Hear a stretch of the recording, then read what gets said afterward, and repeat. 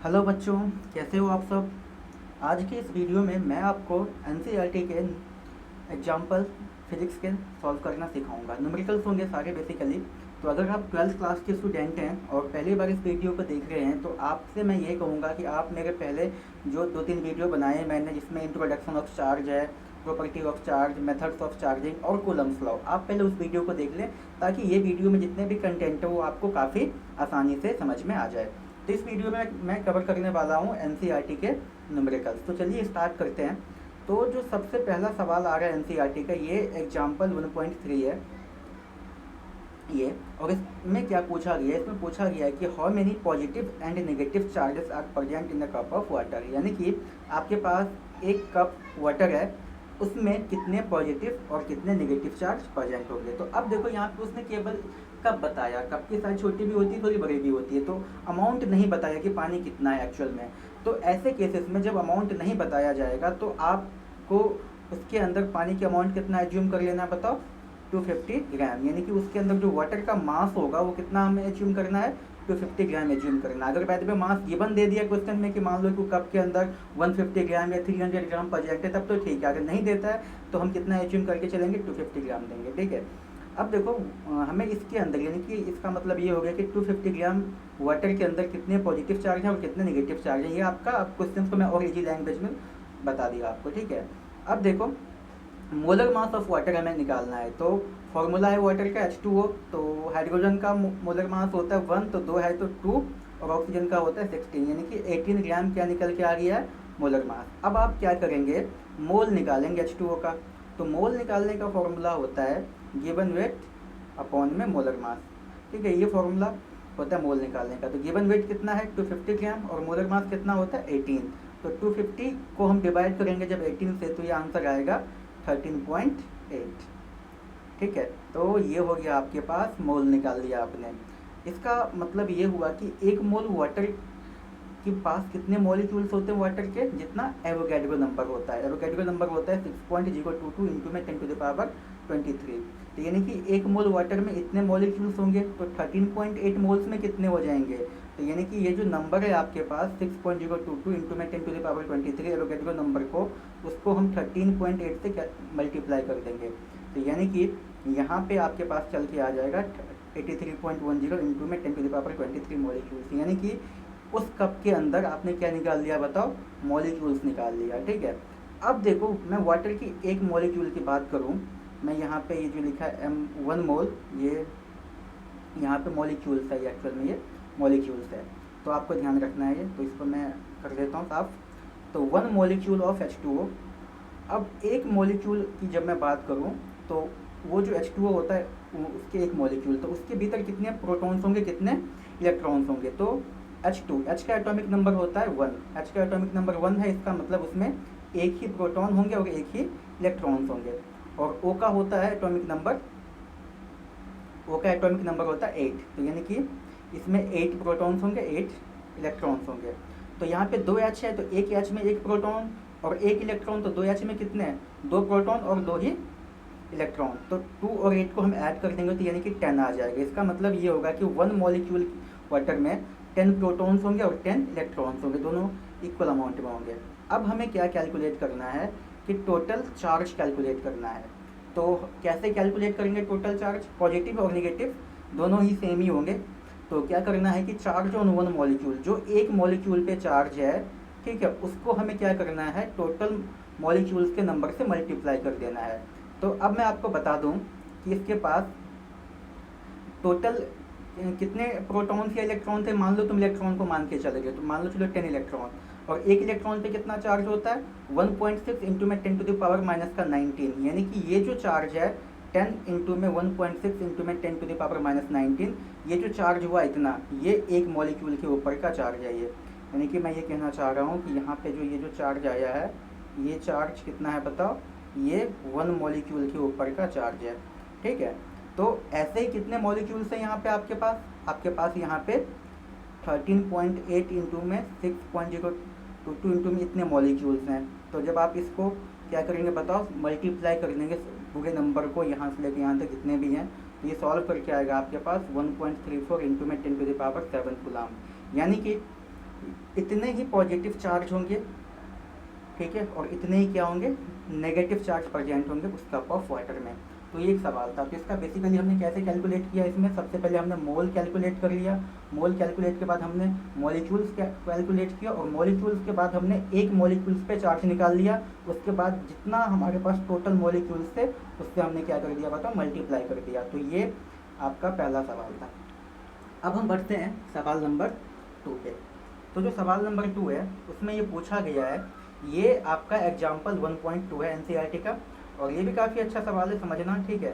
तो देखो क्या पूछा गया इसमें कि if 10 to the power 9 electrons move out of a body to another body, how much time required to get total charge 1 coulomb on the other body. यानी कि ये सवाल था कि इतना जो इलेक्ट्रॉन है एक बॉडी से मूव किया जाएगा पर सेकेंड, यानी कि एक सेकेंड में 10 to the power 9 electrons move कर रहे हैं किसी और बॉडी पे।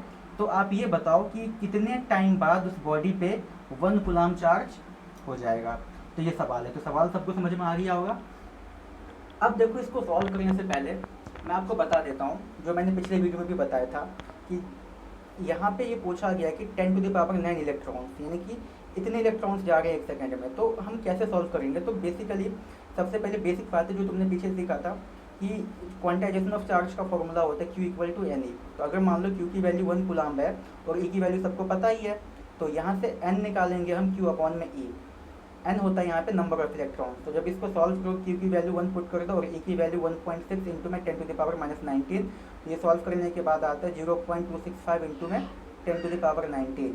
तो इसमें से एक डेसिमल आगे लेके चले जाओ आप, तो यहाँ पे हो जाएगा 6.25 इंटू में 10 टू द पावर 18 इलेक्ट्रॉन्स। तो मैंने क्या किया कि 1 कूलम्ब चार्ज को हमने किस में चेंज कर लिया, बताओ, इलेक्ट्रॉन्स में। कहने का मतलब ये है कि 1 कूलम्ब चार्ज इकट्ठा करने के लिए आपको टोटल कितना इलेक्ट्रॉन्स चाहिए, 6.25 इंटू में 10 टू द पावर 18 इलेक्ट्रॉन्स। यही मैंने इसको में सॉल्व किया कि 1 कूलम्ब चार्ज को प्रोड्यूस करने के लिए मुझे इतने इलेक्ट्रॉन्स की रिक्वायरमेंट होगी। तो ये बात आप याद रखेंगे ताकि क्वेश्चंस को और आसानी से समझ में आ जाए। इसका मतलब ये हुआ कि 1 कूलम्ब चार्ज में कितने इलेक्ट्रॉन्स होंगे, 6.25 इंटू में 10 टू द पावर 18 इलेक्ट्रॉन्स। अब देखो सवाल को अकॉर्डिंग सॉल्व करते हैं। अब इसमें पूछा गया था कि 10 to the power 9 electron transfer हो रहे हैं एक सेकंड में, ये गिवन था हमारे पास। तो हमने मान लिया कि चलो भाई 10 टू द पावर 9 इलेक्ट्रॉन्स एक सेकंड में ट्रांसफ़र हो रहा है। तो हमने ये ज्यूम किया जब 10 टू द पावर 9 इलेक्ट्रॉन को ट्रांसफ़र करने का 1 सेकंड टाइम लगता है, तो अगर मान लो मेरे पास एक ही इलेक्ट्रॉन होता, एक ही इलेक्ट्रॉन को ट्रांसफ़र करने में कितना टाइम लगता, तो 1 अपॉन में 10 टू द पावर 19। ये तो सीखते आ रहे हैं आप लोग बचपन से ही ऐसे सवालों को सॉल्व करना, यानी कि एक इलेक्ट्रॉन को ट्रांसफ़र करने में मुझे इतना टाइम लगेगा।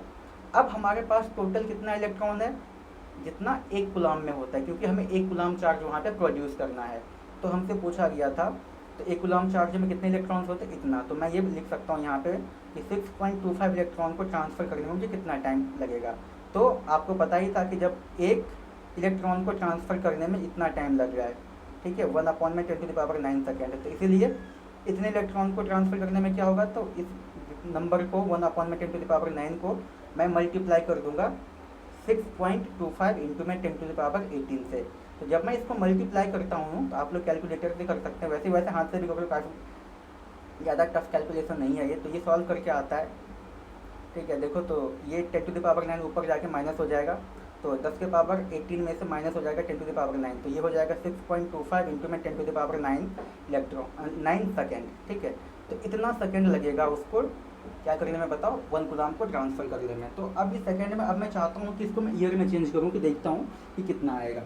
तो ये जो सेकंड है सबसे पहले मैं ईयर में चेंज करना चाहता हूँ। तो 1 ईयर में कितने डेज होते हैं, 365, और एक डे में कितने आवर होते हैं, 24। तो इसको मैं डिवाइड कर दूंगा 365 इंटू में 24। लेकिन ये सेकंड में था तो मुझे सेकंड के लिए एक दिन ये 24 आवर हो गया, और एक आवर में कितने सेकंड होते हैं, 3600, ठीक है। तो ये इससे मैं डिवाइड कर दूंगा। तो जब ये पूरी वैल्यू मैं सॉल्व करता हूँ तो ये सॉल्व करने के बाद आता है 198, यानी कि 198 ईयर। कहने का मतलब ये हुआ कि अगर हम 10 टू द पावर 9 इलेक्ट्रॉन को एक सेकंड में ट्रांसफ़र करें, 10 टू द पावर 9 इलेक्ट्रॉन एक सेकंड में, तो भी मुझे 1 कूलम्ब चार्ज इकट्ठा करने के लिए मुझे कम से कम अप्रॉक्स 200 ईयर्स लग जाएंगे, ठीक है। तो एक्चुअल में इससे ये समझ में आता है कि जो 1 कूलम्ब चार्ज है ना, ये काफ़ी बड़ा चार्ज होता है। तो इतना आप याद रख लेना कि देखो 10⁹9 इलेक्ट्रॉन्स इतना 1 सेकंड में ट्रांसफ़र हो रहा है। तो 1 कूलम को इकट्ठा करने के लिए अप्रॉक्स कितना 200 यानी कि 198 ईयर के आसपास आ जाता है। तो ये 2 सवाल थे NCERT के एग्जाम्पल। अब आगे देखेंगे, अगला एग्जाम्पल आने वाला है। तो अगला सवाल जो है वो है हमारा एग्जाम्पल 1.4। ये आपके NCERT का है, फिजिक्स का है। तो अब देखो कैसे करना है इसमें, इसको पहले पढ़ते हैं, ठीक है। तो आपके पास बुक है तो आप उसको भी ओपन कर लें, सेम एज। तो इसमें लिखा ये गया था कि compare the strength of Fe and Fg by determining the ratio of their magnitude. तो इसमें आपसे पूछा गया था कि Fe और Fg का स्ट्रेंथ को कंपेयर कीजिए और उनके मैग्नीट्यूड का रेशियो भी फाइंड करना है आपको। तो ये Fe क्या है, तो ये है इलेक्ट्रोस्टैटिक फोर्स, और Fg क्या है, ग्रेविटेशनल फोर्स है। तो देखो इलेक्ट्रोस्टैटिक फोर्स जो होता है हमेशा चार्ज पार्टिकल के बीच में जनरेट होता है, और ग्रेविटेशनल फोर्स जो होता है हमेशा मास के बीच में जनरेट होता है। तो आपसे पूछा गया था कि इन दोनों को कंपेयर करना है और इसके मैग्नीट्यूड का रेशियो भी फाइंड करना है। किस के बीच में रेशियो फाइंड करना है, तो वो था, इसके 2 पार्ट थे क्वेश्चन के, ए और बी। तो ए पार्ट में जो फर्स्ट था for an electron and proton, यानी कि एक इलेक्ट्रॉन और एक प्रोटॉन के बीच में आपको क्या करना है बताओ, इलेक्ट्रोस्टैटिक फोर्स फाइंड करना है, और उसी के बीच में ग्रेविटेशनल फोर्स फाइंड करके उन दोनों का रेशियो निकालना है। और दूसरा था इसी का, ए का दूसरा पार्ट है फॉर 2 इलेक्ट्रॉन्स, यानी कि 2 प्रोटॉन के बीच में इनके रेशियो निकालने हैं। और इसका जो बी पार्ट है वो भी मैं आपको बता देता हूँ। इसमें पूछा गया था कि find acceleration of electron and proton when they are apart in 1 angstrom, यानी कि एक इलेक्ट्रॉन और प्रोटॉन्स जो हैं, ठीक है, तो ये 1 मीटर के 1 एंगस्ट्रॉन के डिस्टेंस पर रखे गए हैं, तो इनका एक्सेलरेशन कितना होगा। तो ये सवाल था कि पहले पार्ट में, पहले सवाल को समझ लो अच्छे से, कि ए पार्ट में पूछा गया था इलेक्ट्रॉन और प्रोटॉन के बीच में जो इलेक्ट्रोस्टैटिक फोर्स और ग्रेविटेशनल फोर्स जनरेट होगा उसका रेशियो फाइंड करो।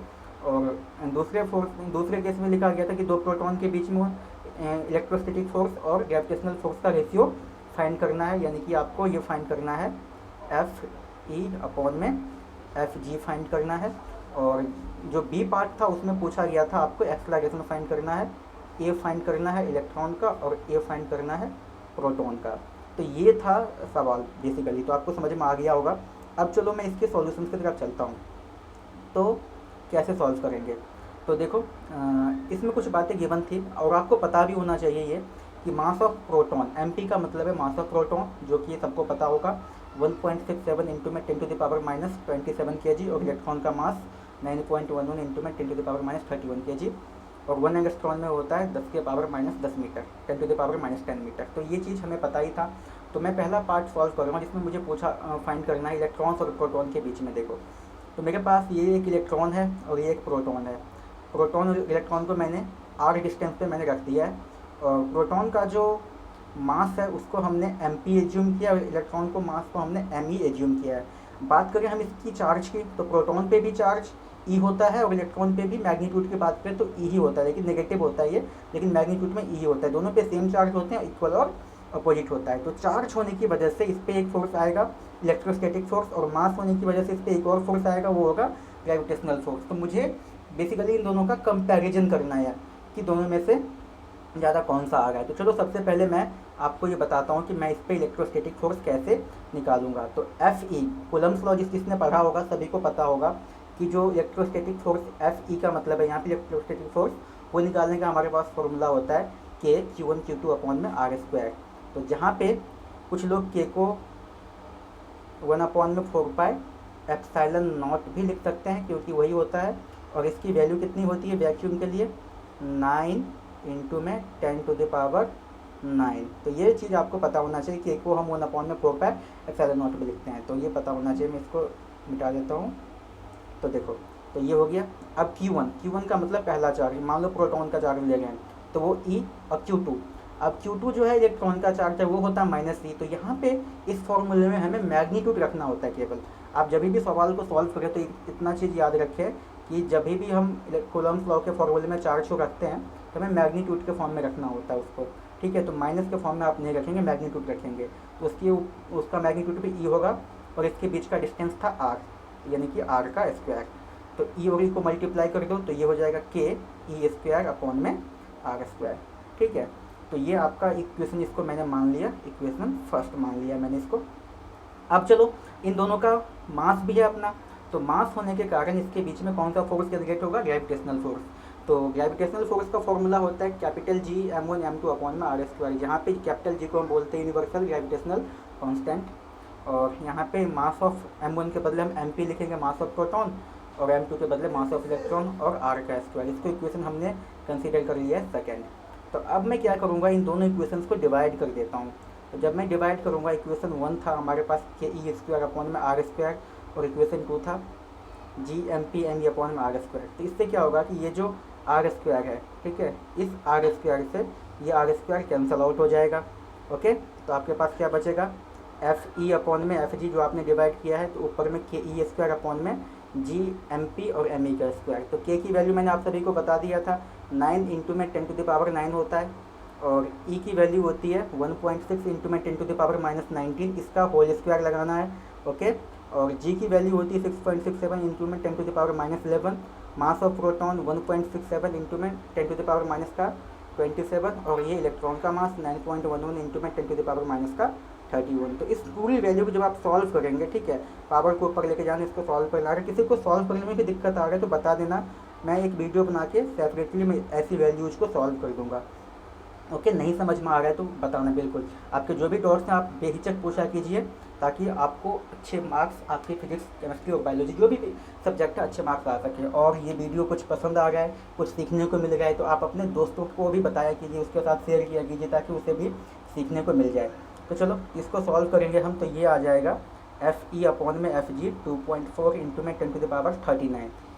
आप इसको क्रॉस मल्टीप्लाई कर दें तो एफ ई जो होगा 2.4 इंटू में 10⁻39 टाइम्स किसके बताओ, एफ जी के। यानी कि ये समझ लो तुम कि इलेक्ट्रोस्टैटिक फोर्स प्रोटॉन्स और इलेक्ट्रॉन के बीच में कितना, मतलब ये स्पेसिफाई कर दिया कि कितना ज़्यादा इलेक्ट्रोस्टैटिक फोर्स यानी कि ग्रेविटेशनल फोर्स काफ़ी वीक है, यानी कि 10⁻−39 टाइम्स ज़्यादा है, यानी कि 10⁻39 टाइम्स, मतलब बहुत ही स्ट्रॉन्ग फोर्स है इसके मुकाबले ये। इससे हमें ये साबित हो गया, ठीक है। अब इसका दूसरा पार्ट था, चलो मैं क्वेश्चन से याद दिला देता हूँ। उसमें क्या था कि 2 प्रोटॉन्स के लिए सेम क्वेश्चन था। तो एक बार 2 प्रोटॉन्स के लिए आप अपने कॉपी में पहले सॉल्व करो वीडियो को पॉज करके, फिर लास्ट में देखेंगे कि तरीका सही आया और आंसर भी सही आता है या नहीं आता है, ठीक है। वीडियो को पॉज करो और 2 प्रोटॉन्स के लिए जैसे मैंने अभी फाइंड किया है ना, सेम आप अपने कॉपी में सॉल्व करो। उम्मीद करता हूँ कि सॉल्व किया होगा कुछ लोगों ने। तो अब 2 प्रोटॉन्स के लिए, तो एक प्रोटॉन्स यहाँ रख दिया, एक प्रोटॉन्स यहाँ रख दिया, दोनों के बीच की डिस्टेंस हमने आर कंपेयर मान लिया, ठीक है, दोनों पे चार्ज ई ई। तो अब तो बड़ा ही सिंपल हो गया ये। तो इस पर जो भी फोर्स जनरेट होगा एफ ई, इलेक्ट्रोस्टैटिक फोर्स क्या हो जाएगा, के Q1 Q2 अपॉन में आर स्क्वायर, दोनों पे चार्ज सेम है तो ये हो जाएगा के ई स्क्वायर अपॉन में आर स्क्वायर। इसको हम इक्वेशन फर्स्ट मान लेंगे, आपने भी ऐसे किया होगा शायद। और एफ जी जो ग्रेविटेशनल फोर्स होगा इनके बीच में, तो जी m1 m2 अपॉन में आर स्क्वायर, तो मास ऑफ प्रोटॉन्स, और यहाँ पे भी मास ऑफ प्रोटॉन्स अपॉन में आर स्क्वायर। इसको इक्वेशन हम 2 मान लेंगे, ठीक है। अब इक्वेशन 1 और 2 को डिवाइड कर दो। तो जब आप 1 और 2 को डिवाइड कर देंगे तो यही आएगा के ई स्क्वायर अपॉन में are square, G M P square upon में are square, R square cancel out, तो बचा क्या, के ई square upon M G M P का स्क्वायर। अब देखो के की वैल्यू हमने पुट कर दी 9 इंटू में 10⁻9, ई की वैल्यू हमने पुट कर दिया है 1.6 इंटू में 10⁻−9 का होल स्क्वायर, जी की वैल्यू हमने, सॉरी यहाँ पे जी की वैल्यू में 10⁻11 भी आएगा, मैं यहाँ पे बता देता हूँ, इंटू में 6.67 इंटू में 10⁻11, ठीक है, ये जी की वैल्यू है। उसके बाद आप ये पुट कर देना, उसके बाद आप ये मास ऑफ प्रोटॉन की वैल्यू इसको पुट कर देना, ठीक है। तो जी की वैल्यू में इतना याद रखना, ये पुट कर देना है। फिर आप इसको सॉल्व कीजिएगा, ठीक है। तो सॉल्व करने पे ये आ जाएगा 1.3 इंटू में 10⁻36 टाइम। तो यहाँ पे भी देखो इलेक्ट्रोस्टैटिक फोर्स जो है काफ़ी स्ट्रॉन्ग है ग्रेविटेशनल फोर्स के मुकाबले में। तो ये तो था आपका ए पार्ट, ओके। अब हम सॉल्व करेंगे इसका बी पार्ट। तो बी पार्ट में पूछा गया था कि चलो मैं एक बार क्वेश्चन दिखा देता हूँ सबसे पहले बी पार्ट, ताकि आपको याद आ जाए जल्दी से फटाफट से।